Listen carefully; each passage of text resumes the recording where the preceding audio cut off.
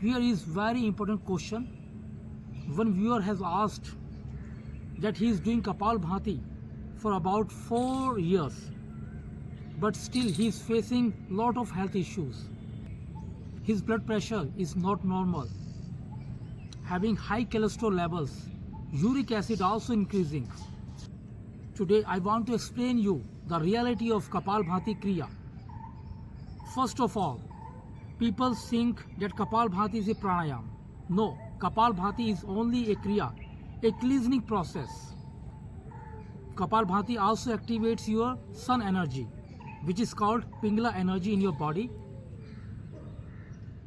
So when sun energy is too much activated, you can face high blood pressure issues, high cholesterol, anger, too much heat in your body. And yoga is the balance of your life. But in today's time, we have too much sun energy inside and outside.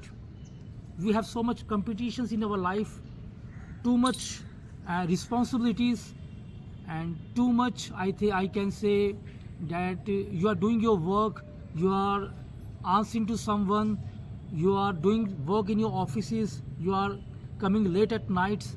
So what this is doing? These all activities are adding disturbances in your mind. It's activating heat in your body, which results anger, ego issues, and also it troubles your sleeping patterns. So reason is for that too much sun energy is not good for your body. Most of the people giving too much importance to the Kapalbhati Kriya. It's a cleansing process.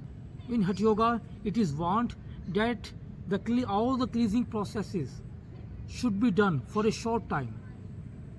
But in order to get fast results, wrong information, we are stressing so much importance on the Kapalbhati Kriya. And we are not stressing upon the deep breathing exercises, the deep breathing pranayam. So when you are spending too much time on Kapalbhati, it activates sun energy too much, which results in high BP, in high cholesterol, high anger issues, too much heartbeat fast, and which makes your life a hell. Please don't take me wrong. I'm not against Kapalbhati. I'm only saying that you should Kapalbhati only for a short time. And you must know which time, which part of day is best for Kapalbhati. No doubt Kapalbhati is good for your Agni element, the fire element of the body, which digests the food. But excess use of Kapalbhati is not ideal in Hatha Yoga. Because in yoga practices, pranayam has been given a lot of importance.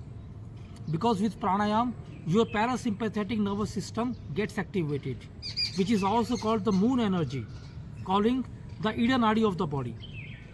When parasympathetic nervous system is working in your body, you feel much relaxed, more comfortable in your life, because it repairs your body cells. People also doing Kapalbhati wrongly. They only focus on exhalation. So it is also the reason behind having so much problems in their lives.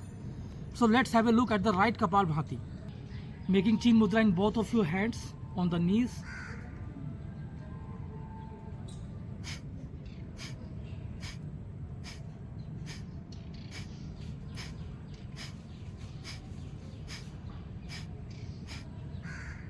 So this is right Kapalbhati. After every exhalation, we are giving 1 second break. But how people are doing it wrongly? They are doing it very fast.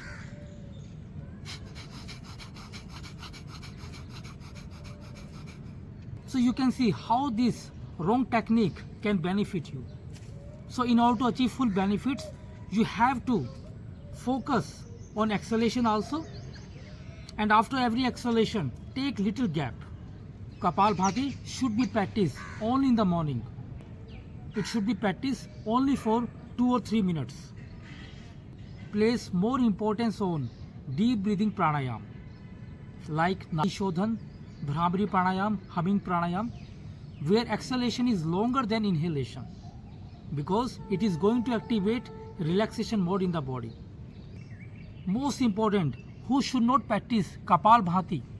Those who are having high cholesterol, high uric acid, high blood pressure should avoid it. Still you have any doubts about Kapalbhati? You can ask me anytime. In case you don't miss any updates, please subscribe to my channel. Om Shanti.